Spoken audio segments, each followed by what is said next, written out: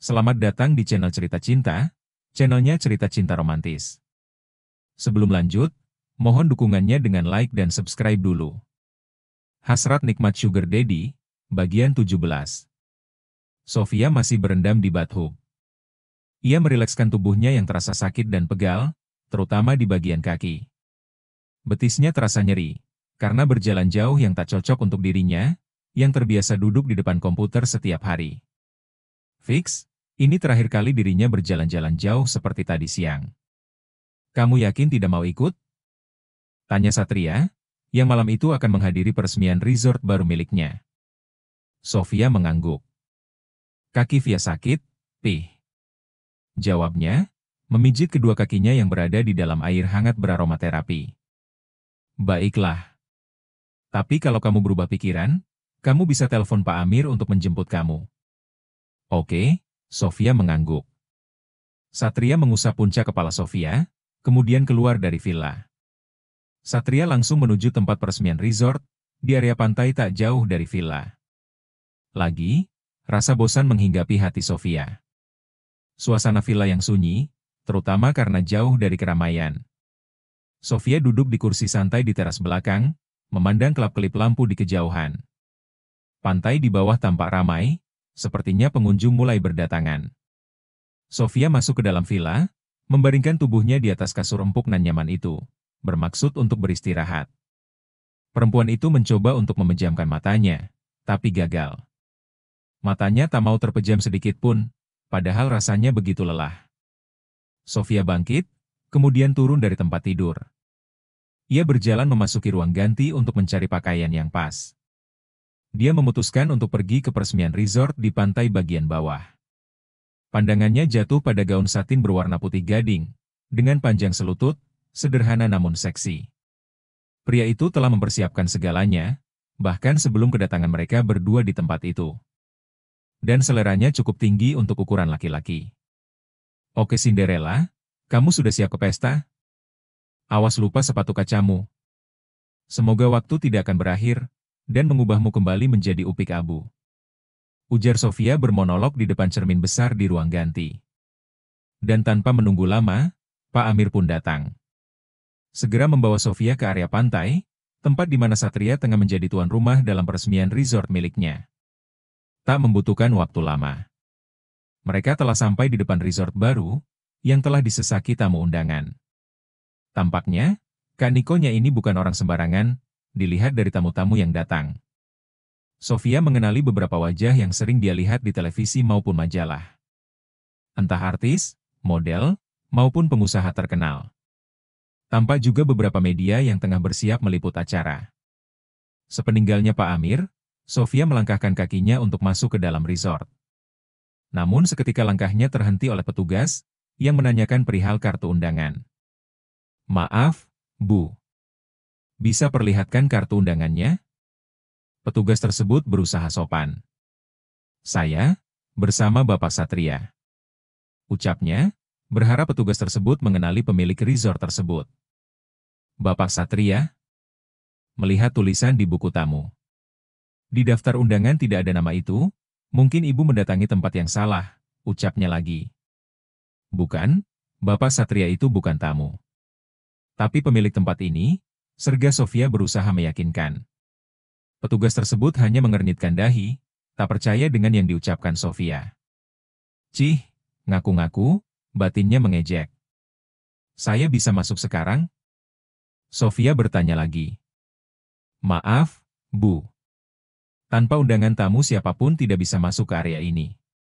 Ini tempat khusus, jawab petugas itu yang kemudian melengos.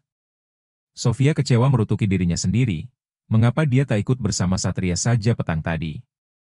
Perempuan itu membalikkan tubuhnya, bermaksud kembali ke tempat asalnya sebelum satu sosok mengejutkannya. Via. Suara berat yang terdengar riang. Sofia mendongak. Tampak pria tinggi dengan penampilan rapi dan juga cukup tampan. Dek. Ada orang yang mengenalinya? Benar ini kamu? Tanya pria itu lagi berjalan menghampiri. Sofia terdiam. Aku Raldo, masih ingat? Ucap pria tersebut, senyuman lebar tersungging di bibirnya. Ah, iya. Hai, kebetulan ya? Sofia dengan perasaan canggung. Kamu di sini juga? Dengan siapa? Tanya Raldo lagi. Ada seorang teman. Satu pikiran melintas di kepala perempuan itu. Raldo, kamu bawa kartu undangan? Kemudian bertanya. Iya, ada. Memperlihatkan kartu undangan yang dimaksud. Boleh aku ikut kamu ke dalam? Temanku sudah lebih dulu masuk, dan aku nggak bisa menghubungi dia. Aku nggak bawa ponsel, pinta Sofia. Seringaian aneh muncul di sudut bibir pria itu. Boleh, kebetulan aku sendiri, jawabnya meledos. Oh, terima kasih Raldo, kamu penyelam aku, ujar Sofia dengan riang, kemudian mereka masuk ke dalam area resort dengan mudah. Suasana pesta peresmian tampak meriah. Diawali dengan pidato singkat dari sang pemilik resort, siapa lagi kalau bukan Satria Nicholas Mahardika yang tampil dengan elegan. Satria dikelilingi orang-orang terkenal di dunia bisnis dan entertainment, membuat pria itu terlihat begitu bersinar. Ah, Cinderella, kamu sekarang sedang berada di negeri dongeng. Dan pangeranmu sedang berdiri di sana, bersama orang-orang dari dunianya, batin Sofia bermonolog lagi. Ternyata benar, Satria bukan orang sembarangan. Kak Niko-nya itu sepertinya orang yang cukup berpengaruh. Dilihat dari tamu yang hadir saja sudah bisa ditebak, kalau pria itu benar-benar memiliki kuasa. Selain artis dan pengusaha, tampak pula seperti wali kota dan pejabat pemerintahan yang hadir. Hal itu semakin menegaskan posisi Satria seperti apa. Seketika nyali Sofia menciut. Dia semakin merasa kerdil di hadapan Satria, dirinya bahkan tak ada seujung kuku pria itu, Kak Niko-nya benar-benar jauh dari jangkauannya. Ini, satu gelas minuman disodorkan Raldo, ketika Sofia tengah duduk di kursi tamu. Sofia mendongak. Sudah menemukan temanmu? Tanya pria itu. Sofia seperti tersadarkan, dirinya menggeleng lemah. Raldo tersenyum. It's okay, aku akan menemani kamu sampai acara ini selesai, ucap Raldo. Sofia mengernyit, memangnya kamu juga sendirian? Perempuan itu bertanya. Raldo menggeleng. Aku dengan ayahku, dia koleganya pemilik resort ini. Sementara dia sibuk membangun relasi, aku bisa bersantai ria di sini. Raldo menjatuhkan badannya di kursi di depan Sofia. Ia menatap wajah perempuan yang berbulan-bulan yang lalu ditemuinya di sebuah klub malam, dan berakhir di sebuah hotel.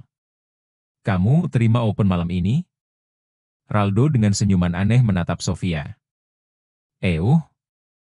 Perempuan itu menoleh, menatap wajah mengesalkan Raldo, kemudian menggeleng.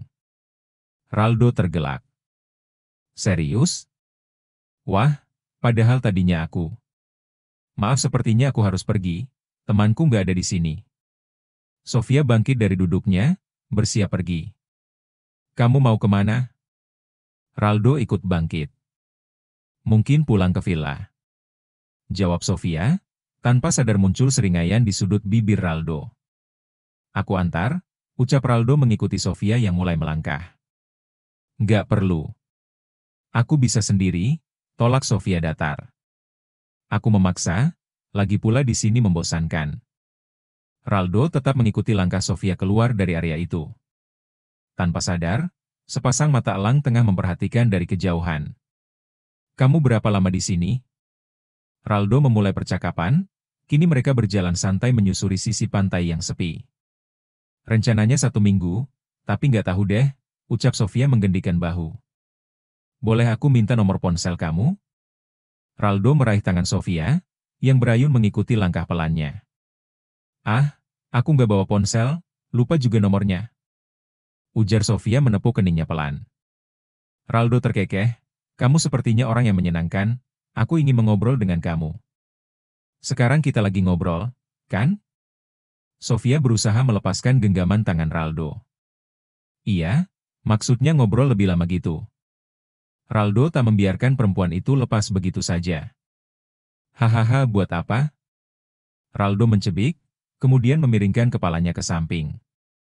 Sepertinya kita bisa berteman, ucapnya dengan senyum lebar. Sofia terkekeh, merasa canggung sebenarnya. kali ini berhasil melepaskan tangannya dari genggaman pemuda tampan itu. Kemudian berjalan lagi ke arah villa tempatnya menginap. "Kita sudah sampai," ucap Sofia, ketika mereka tiba di bawah tangga temaram menuju villa. "Kamu menginap di sini?" Raldo sedikit terkejut. Penampakan villa cantik dan mewah, yang tak dia duga didiami perempuan di hadapannya. Hanya orang tertentu yang mampu menyewa villa dengan harga puluhan juta per malam itu. Sofia mengangguk. "Teman kamu siapa tadi? Aku lupa." "Mungkin aku kenal," Raldo penasaran. "Tidak mungkin perempuan itu datang ke pulau terpencil ini sendirian." Kamu nggak kenal?" ujar Sofia gugup. "Serius? Aku kenal banyak pengusaha kenalan ayahku, mungkin salah satunya teman kamu," ujar Raldo curiga. Sofia menggigit bibir bawahnya. Tidak mungkin dia membeberkan fakta, bahwa Satria lah teman yang dimaksud. Bisa rusak reputasi pria itu jika orang lain mengetahui keberadaannya. "Kamu nggak kenal? Percaya deh." "Udah ya, aku masuk dulu, makasih udah nganter aku sampai sini." Sofia berjalan tergesa, tanpa menunggu ucapan selamat tinggal dari pemuda itu. Yang belum beranjak dari tempat dia berdiri, menatapnya hingga menghilang di telan kegelapan malam. Sofia berjalan setengah tertatih, kembali merasakan kakinya yang sakit sisa petualangan tadi siang. Menaiki tangga-tangga kecil menuju teras villa yang temaram. Langkahnya terhenti, ketika ada sosok menjulang tinggi tengah berdiri di teras, Satria. Sofia tertegun. "Papi." Satria menatap tajam, dengan iris kelamnya yang berkilat diterpa cahaya lampu yang menempel di tiang bangunan. "Sudah aku bilang jangan pergi kemanapun tanpa aku." Geramnya murka. "Tadi via ke sana, tapi papinya sibuk," jawab Sofia, belum menyadari kemarahan yang hampir menyembur dari pria itu. Satria mengetahui vianya berjalan dengan seorang pria asing, bahkan sampai berpegangan tangan. "Harusnya kamu menunggu hingga aku selesai dengan urusanku, bukan malah berkeliaran dengan pria asing." Tukasnya, berjalan menghampiri Sofia yang terkejut mendengar ucapannya. "Papi tahu?" Kedua matanya membulat.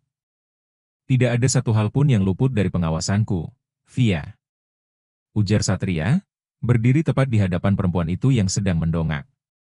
Sofia menelan ludahnya kasar. Menangkap kilat kemarahan di mata kelam sang papi, sepertinya pria ini akan salah faham.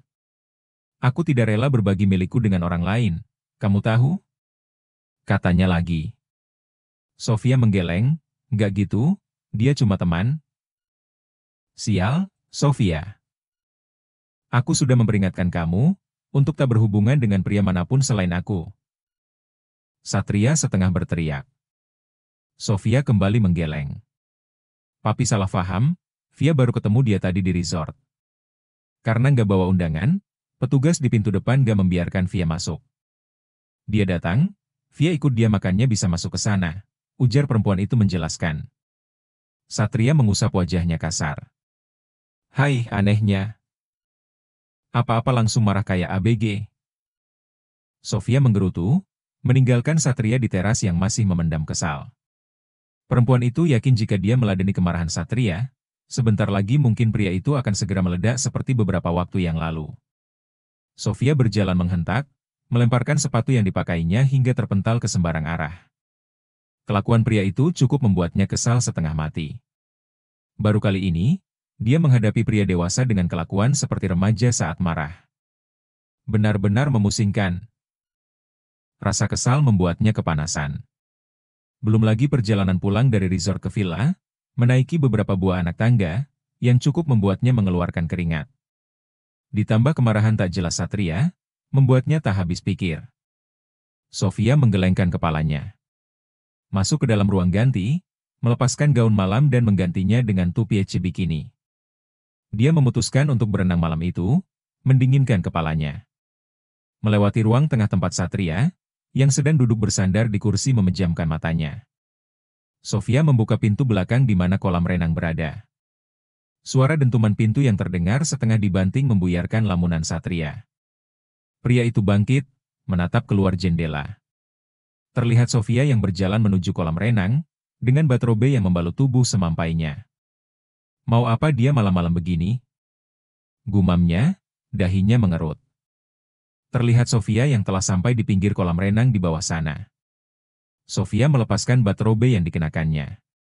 Satria hampir menahan napas, ketika pemandangan indah itu terpampang nyata di depan matanya. Bersambung.